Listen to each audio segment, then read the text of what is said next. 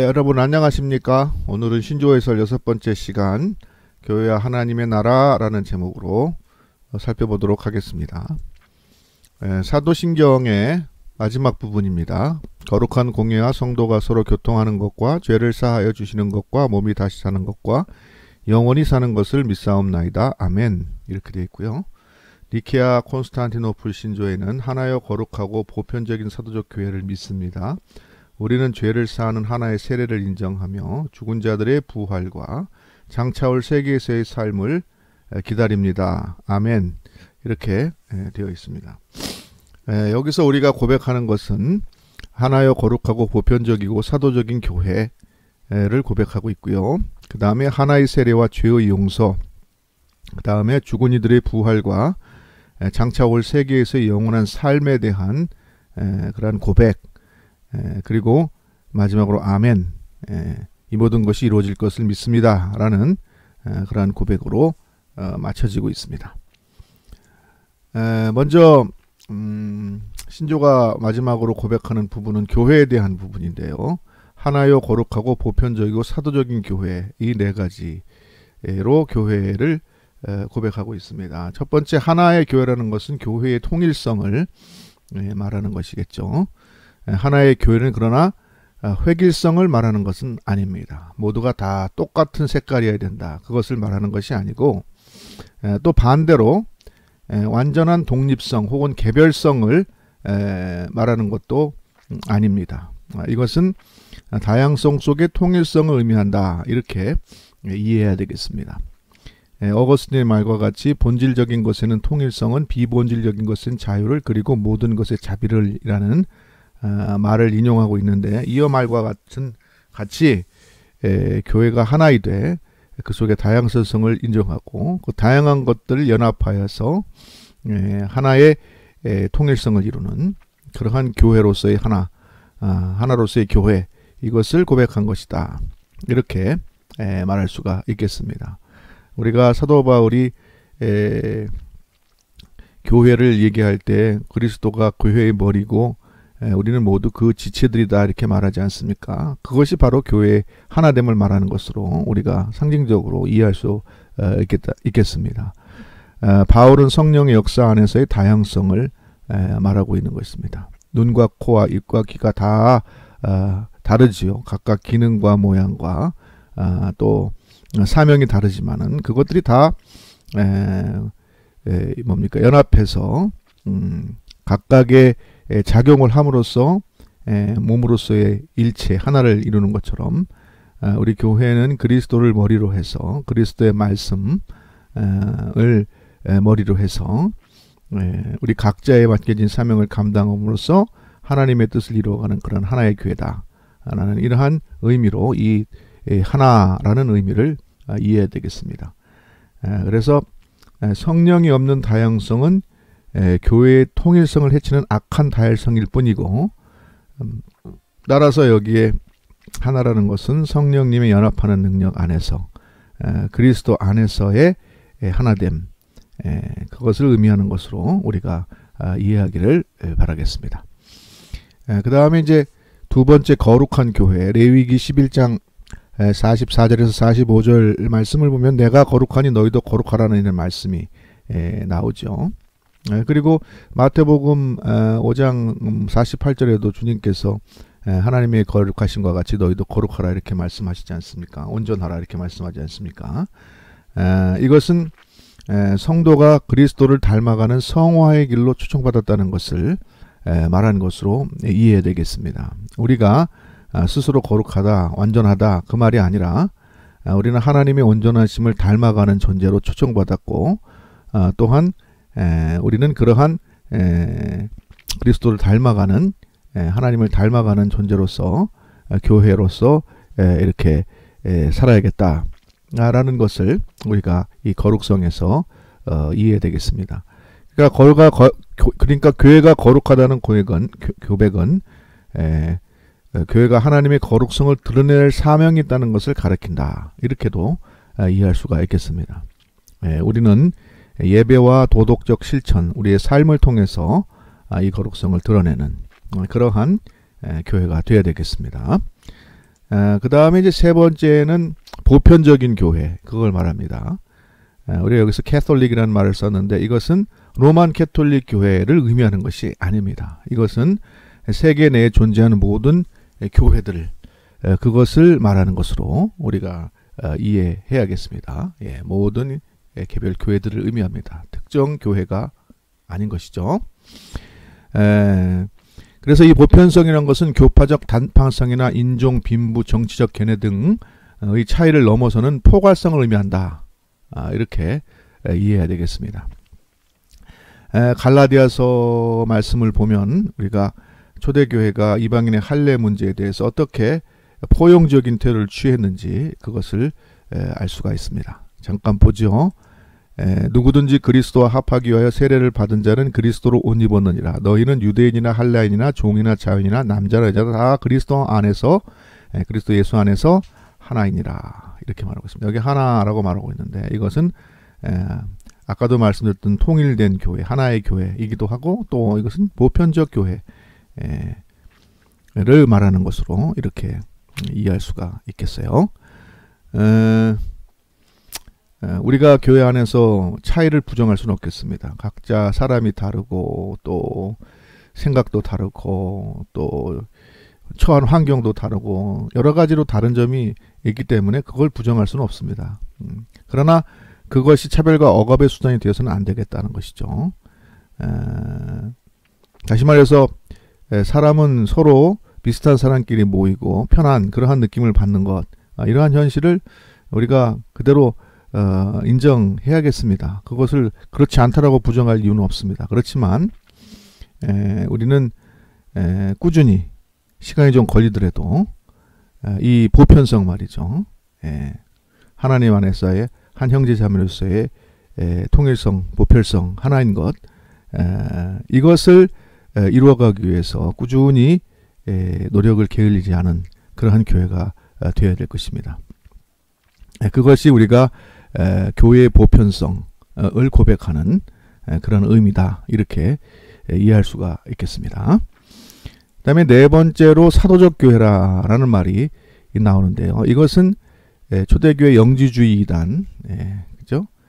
이 사람들은 사도들보다 자신들이 우월하고 전통적인 복음의 진수를 물려받았다고 이렇게 주장했는데 이들과 대결하는 과정에서 강조된 내용이라는 것입니다.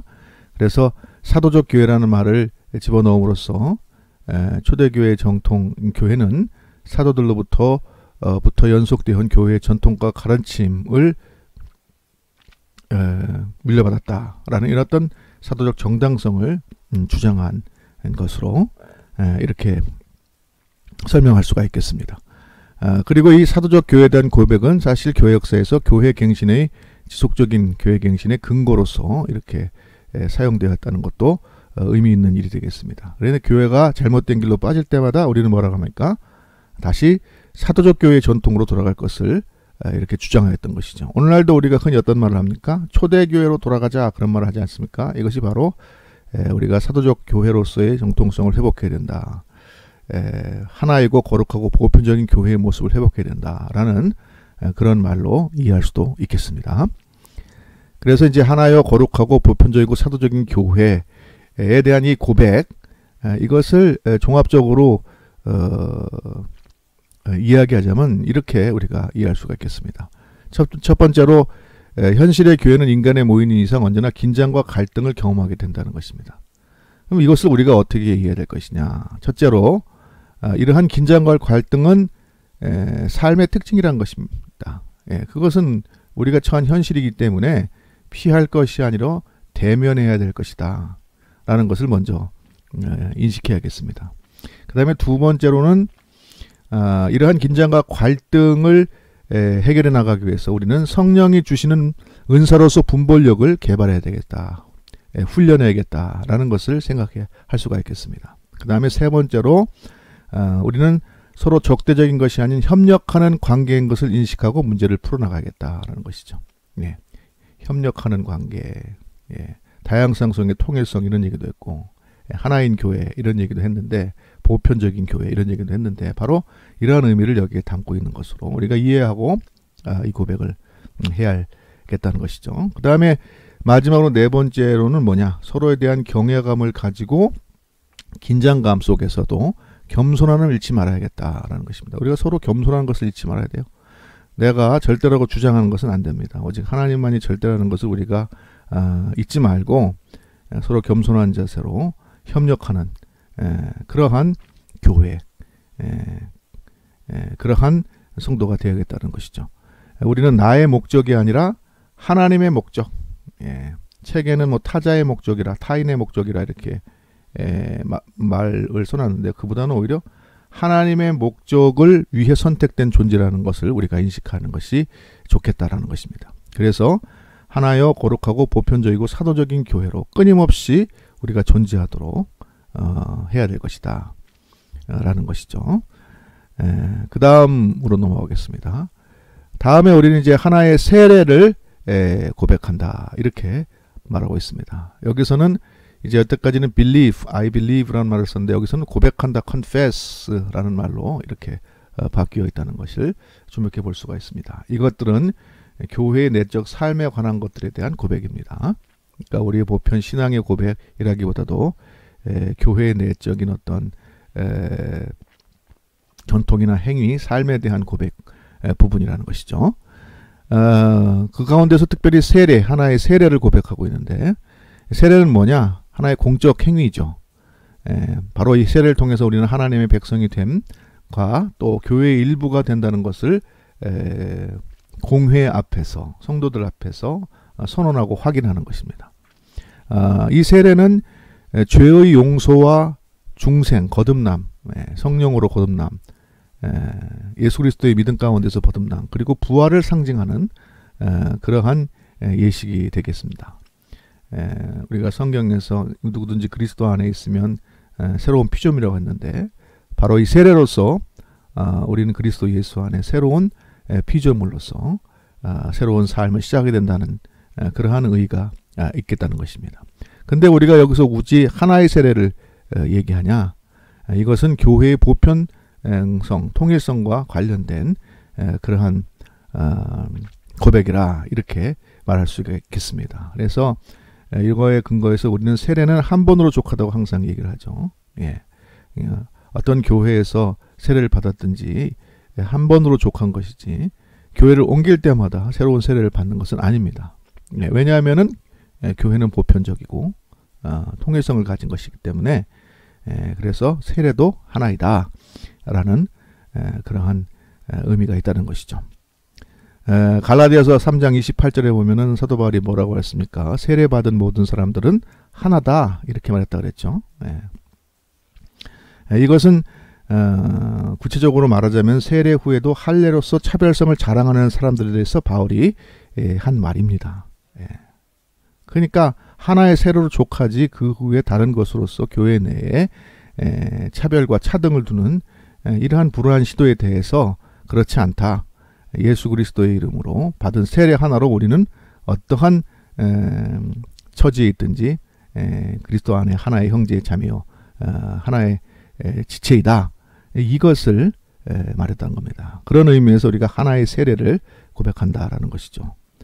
그런 의미에서 천주교에서 뭐 견진성사를 준다든지 하는 것은 교회 안에 차별을 조장하는 그러한 불필요한 성례이다 라고 우리가 비판할 수가 있겠습니다. 좀 더 높은 진보된 신앙이 있고 고치 못한 신앙이 있고 이것을 굳이 구별해 가지고 별도의 성사로 구성하는 것은 교회 안에 하이라키, 그러니까 차등, 어떠한 신앙의 차등을 야기시킬 수 있는 그러한 오해를 불러일으킬 수 있는 그런 불필요한 성사이기 때문에 물론 이제 개신교에서는 이런 것들을 하지 않습니다만 이것은 생각해 봐야 될 문제다라고 말씀드릴 수가 있겠습니다. 그래서 우리는 하나의 세례를 인정합니다. 그 다음에 죄의 용서죠. 이제 하나의 세례를 고백한 이후에 바로 죄의 고백을 하고 있습니다. 이것은 바로 세례는 죄의 용서를 위한 것이고 죄의 용서로 우리를 이끌다라는 것을 의미한다고 볼 수가 있겠습니다. 죄의 용서의 표시로서 실행되는 것이 바로 이 세례이다라는 것을 확인해주는 그런 셈인 것이죠. 사도행전 22장 38절 베드로의 말을 참고해 보셔도 좋겠습니다. 이것은 다른 말로 하면 우리의 구원을 위하여 오신, 우리 인간을 위하여, 우리 구원을 위하여 오신 예수 그리스도를 다시 고백하는 것과 같다. 이렇게 말할 수 있겠습니다. 예. 그리고 이 죄의 용서는 세상에 대해서 죄에 대한 분명한 인식을 제공하는 그러한 의미도 있겠습니다. 예. 믿지 않는 사람들의 세상, 불신 세상은 마치 죄가 없는 것 같이 그렇게 생각하고 사는 세상 아니겠습니까? 그런데 성도는 주일마다 혹은 모이면서 이 신앙의 고백을 함으로써 우리는 죄된 존재이고 세상에 죄가 존재한다는 사실, 우리는 죄로부터 구원받아야 될 존재라는 사실을 계속해서 확인하고 선포하고 있다는 것이죠. 이러한 죄에 대한 인식과 선포로서 우리는 더욱더 건강한 인생 혹은 더욱더 건강한 사회를 만들어갈 수 있는 것입니다. 존슨의 말을 인용하자면 죄책은 감정이 아니라 인간의 책임에 대한 합리적인 판단입니다. 그것은 우리를 수치심으로 덮는 것이 아니라 용서를 향해 우리를 열어젖히는 서로 용서하는 그러한 관계를 우리를 인도하는 그러한 의미가 있는 고백이 되겠다라는 것이죠. 그래서 죄에 대한 인식과 또 선포 그리고 죄의 용서에 대한 이런 고백들 이런 것들은 우리의 죄책감을 불러일으키는 그러한 불필요한 쓸데없는 그러한 고백이 아니고 우리의 죄된 현실에 대한 우리 자신의 책임 그것을 다시 생각하고 그리고 우리가 서로 용서함으로써 우리의 관계가 회복되고 이 땅이 치유되고 회복되는 그러한 희망으로 우리를 인도하는 그러한 의의가 있는 고백이 된다라는 것이죠. 그래서 이 죄에 대한 고백을 우리가 수치롭게 생각하거나 피할 것이 아니라 그것을 인정하고 이것을 치유하는 그러한 공동체로 우리가 나아가도록 이 고백을 해야 할 줄로 압니다.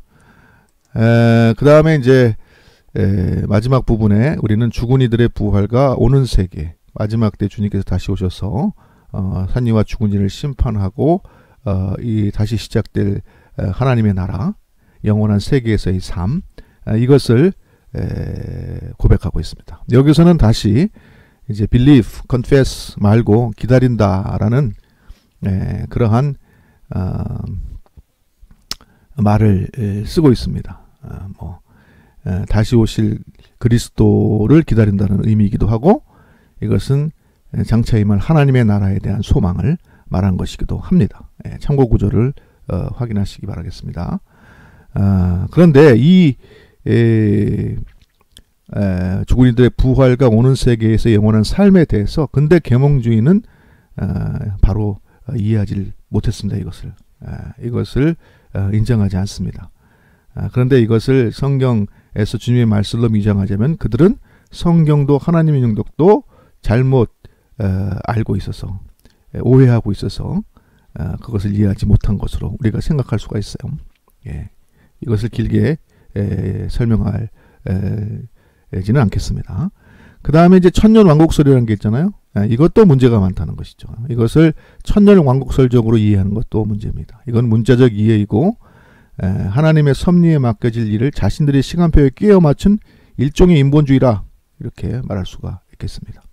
그래서 존슨 같은 경우는 근대 계몽주의 문제도 지적하고 보수적인 그 근본주의적인 천년왕국설의 문제 이것도 지적하고 또 좌파적인 해방신학 현실에 매몰시켜서 부활하신 그리스도가에서 우리에게 주신 희망의 깊이를 숙고하지 못한 이러한 경박한 신학에 대해서도 모두 비판을 가하고 있는 것입니다. 이런 것들은 다 잘못된 그런 신앙 이해라는 것이죠. 그러면은 이 고백이 진실로 우리에게 가르치는 것, 지시하는 것은 뭐냐? 그건 다음과 같다는 것입니다. 세상을 창조하신 주님은 새 생명도 주실 수 있다는 것입니다. 하나님의 창조를 인정한다면 우리는 그리스도의 부활도 인정할 수 있을 것이고, 만약에 우리가 그리스도의 부활을 인정할 수 있다 그러면 마지막 때의 부활과 영원한 세계, 새로운 생명 또한 고백하지 않을 수가 없는 것입니다. 고백하지 못할 것이 없는 것입니다. 그렇죠? 예. 세상을 창조하신 하나님, 운행하시는 하나님이 새 생명도 주시는데 그것이 불가능하겠습니까? 예. 부활하신 주님, 예. 그것을 고백하는데 장래의 부활과 영원한 세계, 새로운 생명과 영원한 삶에 대한 고백, 기대, 이것을 못할 일이 있겠습니까? 예. 당연히 이렇게 따라오는 것이죠. 그런데 이들 부활과 영원한 세계에서의 삶에 대한 고백은 단순한 생명 연장이 아닌 것이죠. 그것은 뭐라고 하냐면 믿음이 창시자요 완성자인 예수께서 성취한 하나님 자신의 충만한 삶의 참여를 희망하는 것입니다. 하나님의 통치, 하나님의 다스림, 하나님의 창조 질서의 회복, 그 가운데에서 삶을 기다리는 그러한 성도의 신앙을 고백한 것이다. 이렇게 이해해야겠습니다. 그래서 여러 번 말씀했지만 종말론적 신앙은 성도의 삶의 신앙의 규칙을 제공하죠. 그래서 이 땅을 살 때 하나님의 나라를 희망하며 사는 성도는 하나님의 나라 장래를 준비하는 데서 이 땅을 살 것이고, 하나님께서 우리에게 주신 재료들을 하나님의 나라의 삶을 위한 준비로 선용해서 이 땅에서 하나님의 나라의 삶을 선취하고, 미리 체험하고 선취하고 체험하고, 그리고 마지막 때 영원한 하나님의 나라에서 부활된 새로운 몸으로 우리가 그리스도와 함께 요한계시록에 보면 왕노릇하며 세례를 하는데, 그러한 삶의 소망 가운데 오늘을 살아가는 것이 바로 종말론적 신앙을 가진 성도의 삶이라, 이렇게 말할 수 있고, 이것을 고백하고 희망한 것을 바로 여기에 신조에 적었다, 이렇게 이해하시기를 바라겠습니다. 그리고 마지막에 아멘 이렇게 끝마치는데, 이것은 여러분이 잘 아시는 대로 당신이 말한 대로 이루어질 것입니다 라는 그러한 뜻입니다. 그래서 바로 이제까지 한 고백에 대한 동의와 확인을 선언한 것이죠. 그래서 아멘 함으로써 우리는 이제까지 사실 인정하고 그 고백과 같이 또한 살기를 바란다 라는 뜻을 표명하는 것으로 우리가 이해해야겠습니다. 고린도후서 1장 19절에서 22절의 말씀을 참조하면 좋겠습니다. 자, 그러면 오늘 마지막 고백 부분을 모두 살펴보았습니다. 이제 마지막으로 한 주 더 사도신조에 대한 의미에 대한 마무리를 하고 사도신조에 대한 우리의 이 모든 공부를 마무리하도록 하겠습니다. 한 주간도 승리하십시오. 감사합니다.